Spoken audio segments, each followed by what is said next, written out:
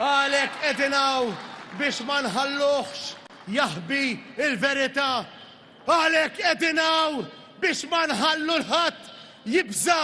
Għalek tajjeb li ġejtu u nirringrazzjakom illi ġejtu għaliex illum tajtu tama lil dan il-pajjiż. Hekk iddikjara l-kap tal-Partit Nazzjonalista Bernard Grech waqt il-protesta li sejjaħ quddiem il-Parlament sabiex il-Maltin jerġgħu jingħataw is-saħħa li jixirqilhom. Protesta li saret fid-dawl tal-aħħar żviluppi li seħħew brabta mal-inkjesta Vitis fejn fost l-oħrajn ħareġ ċari li hemm akkużi seri fil-konfront tal-eks Prim Ministru Joseph Muscat flimkien mad Deputy Leader Chris Fearn u l-Gvernatur tal-Bank Ċentrali Edward Cicluna li allegatament kellhom semm fl-akbar skandlu li qatt ra pajjiżna. Roberta Bela moħħu biex isalva biss u rema lil kulħadd. Dal-aħħar jumejn qed jgħid li jafda lil Fern. Għalilkom vot lil Partit Laburista fit-8 ta' Ġunju huwa vot ta' fiduċja lil Fern. Bernard Grech qal li l-poplu Maltu mawċi ma jistax jibqa' jdawwar wiċċu għal dawn l-iskandli u għalhekk tanna l-appell biex din l-inkjesta tiġi pubblikata mill-aktar fis. Issa, iktar u iktar li nafu sew minn qed jiġi imressa b'akkużi li huma mill-iktar serji u bla preċedent. Aħna l-koll responsabbli biex ikun hawn is-sewwa. Is-sewwa jirbaħ. Imma jirbaħ jekk aħna flimkien nibqaw nissiltu għalih mhuwiex se jirbaħ waħdu. Huwa semma differenza ċara bejn Gvern Laburista u Gvern Nazzjonalista. Kuljum nitħasbu fuq xi ħaġa serja. Kuntratt tal-Vitals mikul bil-korruzzjoni. Ġurnalista maqtula.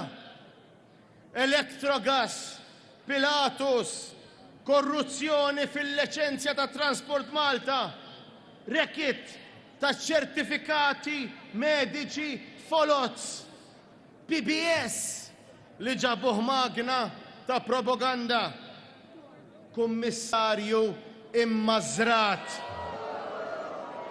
Ministru tal-Finanzi li jinnegozja il-paga għal meta kien se jsir Gvernatur tal-Bank Ċentrali. Din hija Malta taħt Gvern Laburista.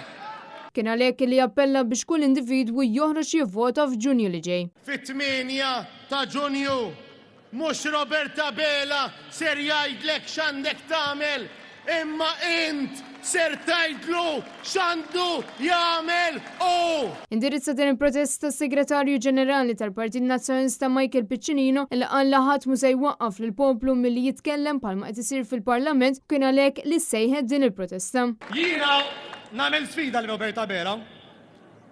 Żomm kentek darba. Jekk inti vera favur Malta, nhar l-erba' għandek opportunità. Nhar l-erba' imiss il-kawża li jmiss fil-kawża biex inġal l-avukat tal-Istat jiftaħ il-proċeduri biex inġibu l-400 miljun lura. Jekk inti vera favur pajjiżna u favur il-poplu Malti wawċi, nhar l-erba' mur il-qorti u iddikjara li ħatwaqqaf il-proċeduri biex twaqqaf il-kawża tal-Partit Nazzjonalista u minflok ħatinaqat magħna biex flimkien niftħu l-proċeduri ħalli dawk li serquna ituna flusna lura. Fid-diskors tiegħu x-Shadow Minister tas-Saħħa Adrian Delija fakkar kif il-qorti kienet iddikjarat li din kienet l-ikbar frodi mill-ogħla esponenti tal-Gvern li qatt ra pajjiżna. Roberta Bela li għażel li jiddefendi lil barranin minflok id-drittijiet tal-poplu Malti wawċi. Slogan tal-elezzjoni li trittati is-saħħa lil Maltin. X-saħħa trittati, is-saħħa sraqtu ilna, l-isptarijiet sraqtu għamna, imma l-Partit Nazzjonalista idikom is-saħħa, il-Partit Nazzjonalista ġab l-isptarijiet lura, il-Partit Nazzjonalista qed jiġġieled għall-400 miljun.